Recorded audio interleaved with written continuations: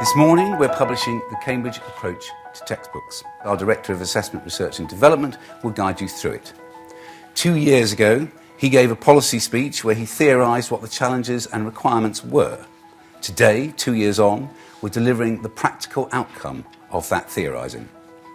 The approach is a set of guiding principles highlighting the information elements and design features upon which Cambridge Assessment and its partner publishers should focus when designing high-quality textbooks and resource materials.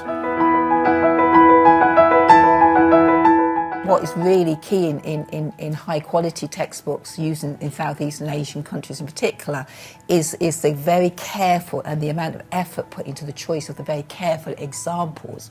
So a bad textbook, you wouldn't get those in there. So what the teachers are benefiting from, what they say is freeing up their time, is I don't have the time to think of all those really carefully chosen examples, so having them in a high-quality textbook is really valuable.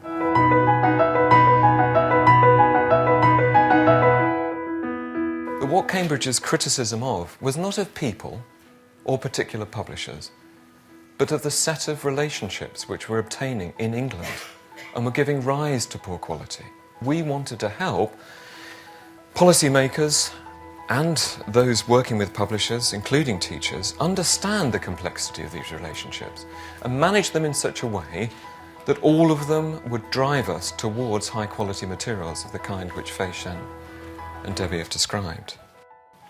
And what I've found extraordinary and remarkable is the speed with which those collaborative relationships, beneficial collaborative arrangements, have been put in place in this country.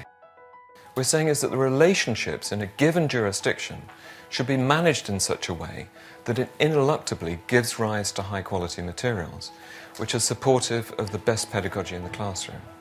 The technology publishers don't know how to do textbooks. So that's why it ended up actually a collaborative way. We work with each other and we bring to the table what we know about textbooks, all the various robust standards. Paper is good when you are doing what we call active reading.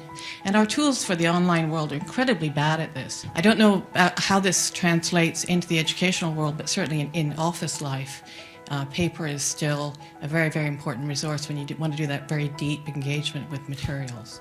Good resources are good resources, whether you've got traditional or digital. Really about the false dichotomy, as it was mentioned, between print and digital.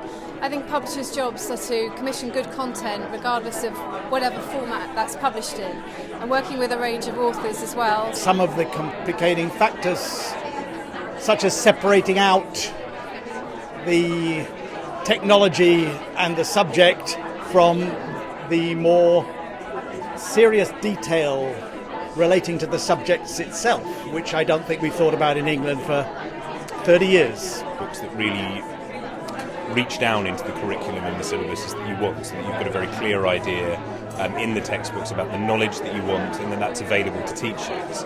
And then that's a different stage from developing the resources, so trying to think about what the textbook can do, what the resources should look like, and particularly how you want to guide teachers through using those resources so that they can be at their most effective. We, hopefully, in the principles, have given insights into how you manage the complexity within a time frame which can give rise, in all instances, to high quality. And thank you all, and for those of you online, thank you for your input.